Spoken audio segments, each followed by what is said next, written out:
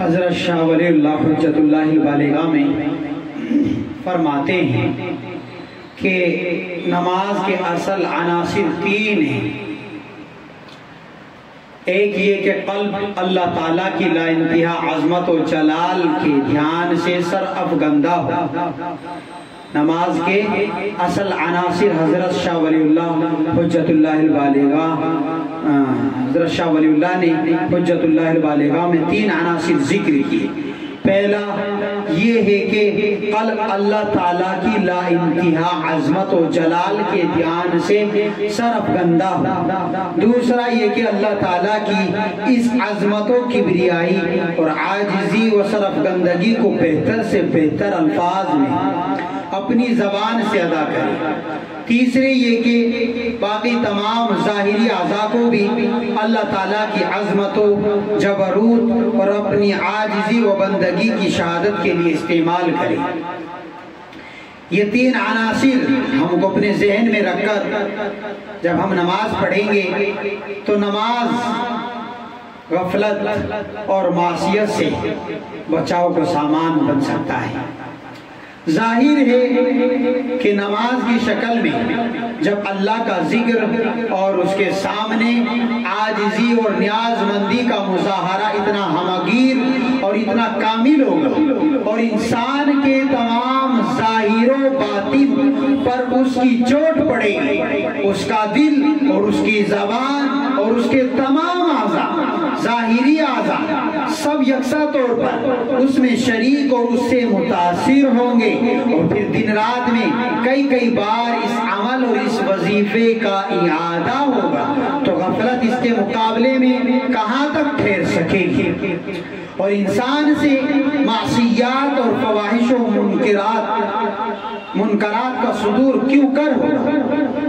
نماز کی یہی وہ تاثیر ہے جس کو قرآن مجید کی اس مشہور آیت میں بیان فرمایا گیا ہے، ان الصلاۃ تنہا عن الفحشاء والمنکر ولذکر اللہ اکبر۔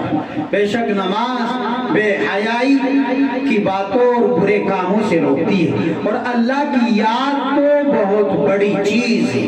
ولذکر اللہ اکبر کے الفاظ نے یہ حقیقت بھی واضح کر دی کہ نماز میں فحش و منکر سے روکنے کی تاثیر کا راز یہ ہے کہ وہ سراسر اللہ کی یاد ہے۔ اس سے یہ بھی معلوم ہو گیا کہ یہ تاثیر انہی نمازوں میں ہوگی جن میں ذکر اور یاد کی صفت کامل طور پر پائی جائے گی۔